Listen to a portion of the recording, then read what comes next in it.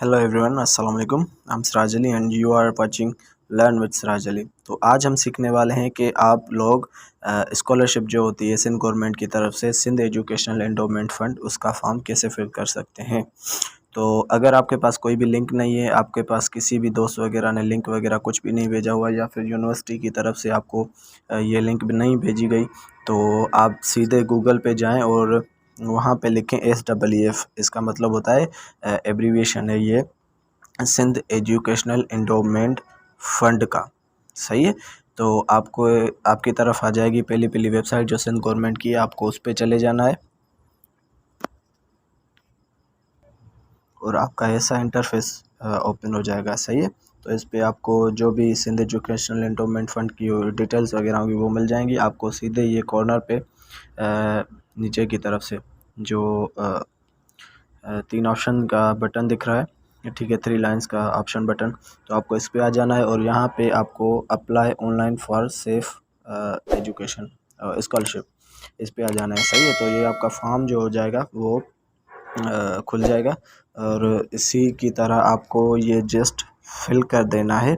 अब आपको इसको फिल कैसे करना है वो आपके ऊपर है। सही है। तो पहले पहले तो आपको जो ऑप्शन आ रहा है वो है फ्रेश या रिन्यूअल कैंडिडेट, तो आपको यहाँ पे फ्रेश कैंडिडेट लगा देना है। सही है। उसके बाद आपकी रजिस्ट्रेशन आईडी जो होती है, जैसे हमारा रोल नंबर वगैरह हो गया, तो वो लगा देना है। जैसे मेरा 32 है तो मैं लगा देता हूँ। एडमिशन ऑफ ईयर, मेरा जो एडमिशन ऑफ ईयर है वो 2021 है और मेरा जो course of study with semester है वो बैचलर्स इन इंग्लिश है और यूनिवर्सिटी का नाम जो है वो मेरा शहीद बेनज़ीर भुट्टो यूनिवर्सिटी है, तो मैं वो लगा दूंगा। सही। तो मैं यहाँ से फ़िलहाल फॉर अ टाइम मैं कोई भी लगा देता हूँ क्योंकि मैंने तो अपना फिल कर लिया है, लेकिन आप लोगों को समझाने के लिए मैं जस्ट ये लगा देता हूँ को। तो यहाँ पे मैंने अपनी डिटेल्स जो पर्सनल इन्फॉर्मेशन होती है, जैसे guardian, father name, your name, relation with guardian, आपको कौन संभालता है से उसके बारे में, या फिर आपको जो भी कमाने वाला होता है घर में उसकी डिटेल्स देनी है। सही है। तो जैसे मेरा नाम है सिराज अली, मैंने लगा दिया एंड फादर्स नेम वगैरह हो गया। और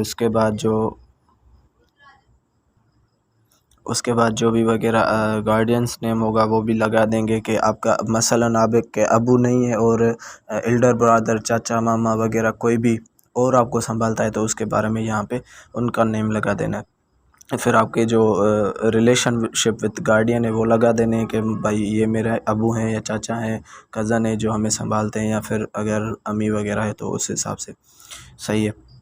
एंड मेलिंग एड्रेस वगैरह हो गया, रेजिडेंस फ़ोन नंबर, ये लगा देने हैं आपने।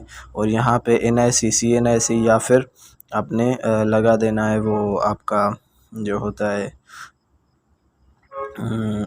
Mobile number. सही है। या फिर बेफॉर्म या CNIC लगा देने। अब आपको डोमिसाइल वगैरह का जो भी जहाँ से भी आप हैं वहाँ से डोमिसाइल का लगा देना है। सही है। जैसे मैं नौशहरों से हूँ तो मैं कोई भी अभी गिलगित लगा देता हूँ आपको समझाने के लिए। सही है।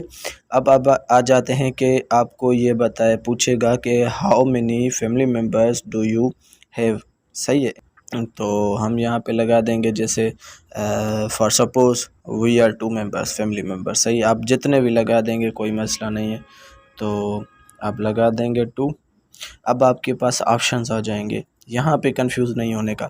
सही है। तो यहाँ पे आपको जो भी होगा वो लिख देना है। जैसे कि पहला जो मेंबर है उसकी डिटेल लिख देनी है, जस्ट लाइक पहला मेंबर मैं हूँ, इफ़ सपोज़ कर लें। सही है। और इसका मेरा नाम वगैरह जो भी है, ऑक्यूपेशन क्या है, अगर मेरी इनकम क्या है वो लगा देनी है, या फिर टाइप ऑफ इनकम क्या है, एग्रीकल्चर है, रेंटल है, या मतलब जो भी है तो वो आपको लगा देने हैं। सही है। बिजनेस इनकम है तो वो लगा देनी है। नो इनकम है, अगर सपोज़ आई एम स्टूडेंट, ठीक है, तो मेरी कोई भी इनकम नहीं है, मैं नो इनकम लगा दूंगा। और फिर जो दूसरा होगा उसका भी लिख देना है भाई, job type like house wife, ठीक है। एंड रिलेशनशिप लगा देते हैं। एज नेम तो आपको पता है, रिलेशनशिप लाइक ये मदर लगा दिया।